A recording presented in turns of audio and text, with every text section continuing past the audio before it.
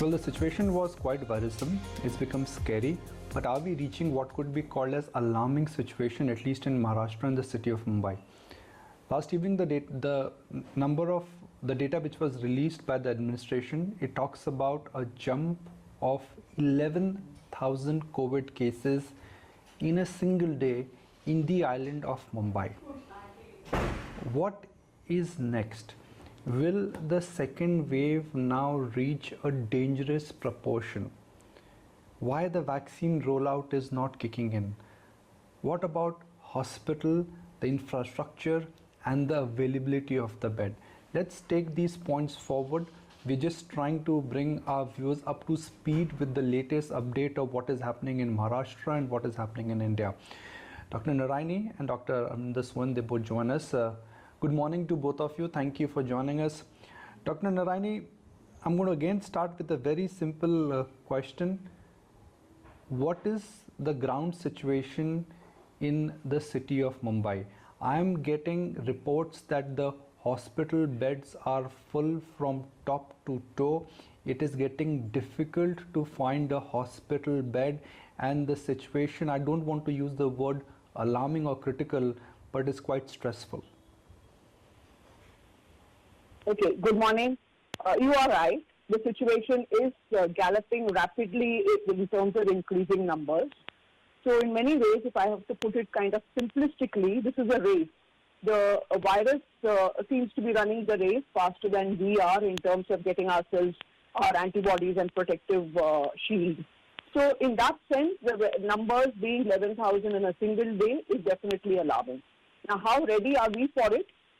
Yes, the beds are rapidly filling up, and we are reaching a situation where we pick and choose who needs to go into the hospital, who needs to be taken for a home care or just an observation or just a quarantine. So those measures are being done extremely strictly to make sure that we don't run out of beds for patients who really need it. Are we reaching a situation where we are saying no to patients and we can't care for very critical patients in critical need of beds? I would say we are still not really turning away patients who need critical care, are critically in need of a hospital admission. But the balance between those needing the beds and those number of beds available is rapidly, kind of not going in our favor. But now with this today's new policy about restricting movement and limiting people moving out, will probably bring down some transmission and put some brake on the increase in the number of positive cases, and that should help us a bit.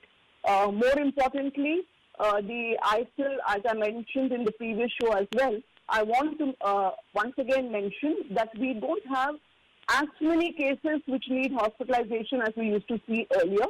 While the overall number is very high, not everybody needs hospitalization. As of now, that's one huge positive which we are clinging on to. Dr. Narayani, the second wave is always supposed to be bigger and stronger than the first wave. That is what history of viruses have taught us.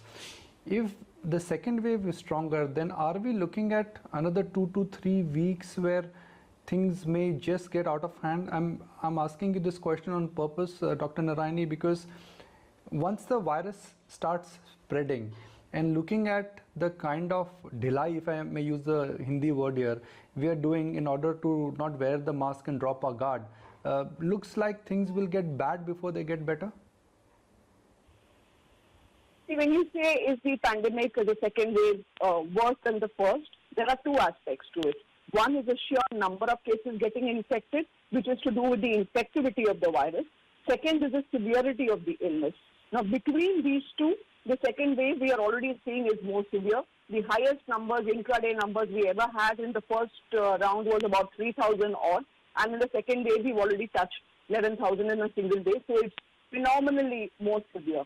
However, more importantly, are we seeing patients falling more sick than before? Definitely not. So the number of patients who require hospitalization and becoming severely ill, as of now, what my understanding is not so high. So I would say, yes, we have already hit a second wave, which is more severe in terms of the number of cases getting infected.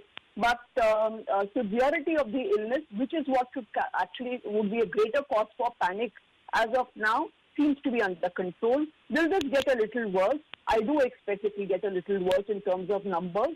The only break which will come in is limiting movement. And of course, as I've been repeatedly saying, wearing the mask and keeping ourselves safe by our own personal measures should keep people safe.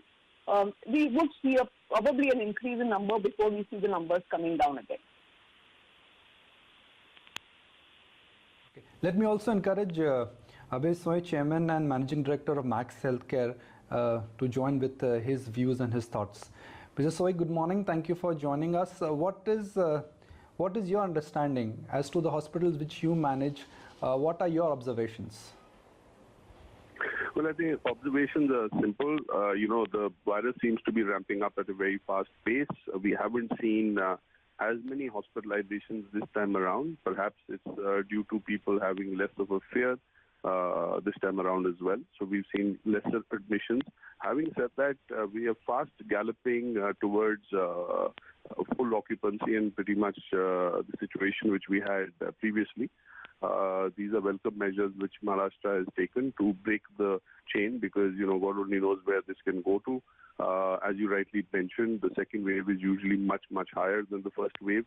We have an opportunity, unlike in the past, you don't have vaccines to break the second wave. This time around, we have the vaccines. The only discouraging part, and I must point this out on your show, is we aren't seeing enough people coming up for vaccination. So there's still a lot of vaccination hesitancy. A lot of our hospitals are merely working at 30, 35, 40% of their vaccination capacity. If we're not going to get vaccinated, I think individuals have themselves to blame thereafter. Here's an opportunity. There are enough vaccines, there are enough vaccine centers. They are not crowded. It's a fairly simple process. People have to come across and get themselves vaccinated.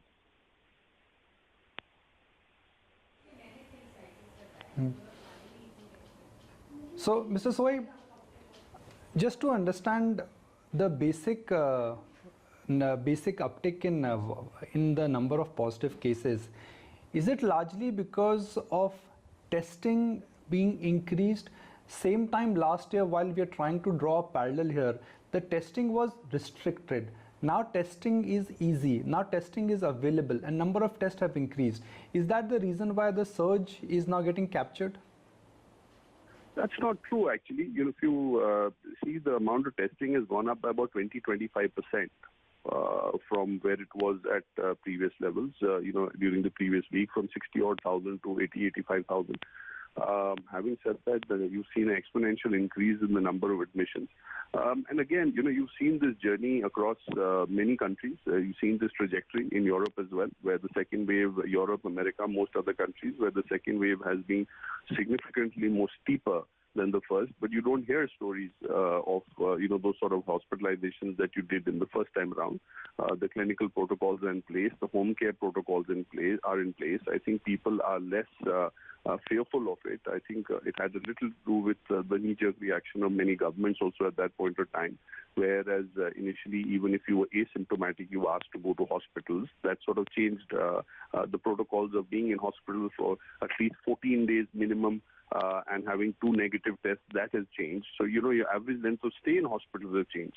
So, therefore, there's less of a burden on the system, and rightly so, it's helped us deal with the pandemic. It's helped us deal with the logistics of the pandemic and so on. And this time around, we have a tremendous amount of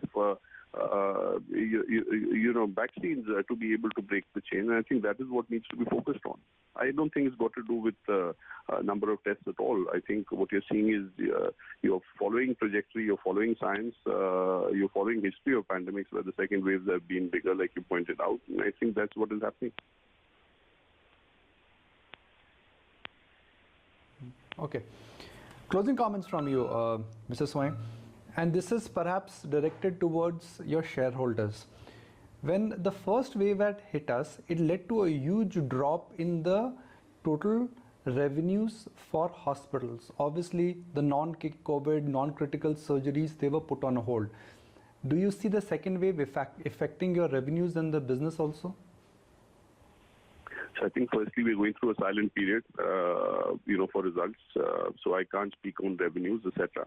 But what I can tell you is that, the reluctance and the fear of COVID or going to places, where one can feel one can get infected because the correct protocols, etc., are not there, has dramatically reduced, since the last time around. So, this I don't speak for hospitals. I speak for in general as well, about going to malls or attending weddings or going out for social gatherings and so on and so forth. So all of it is sort of going to percolate down to this kind of, thought process is going to percolate down to hospitals as well.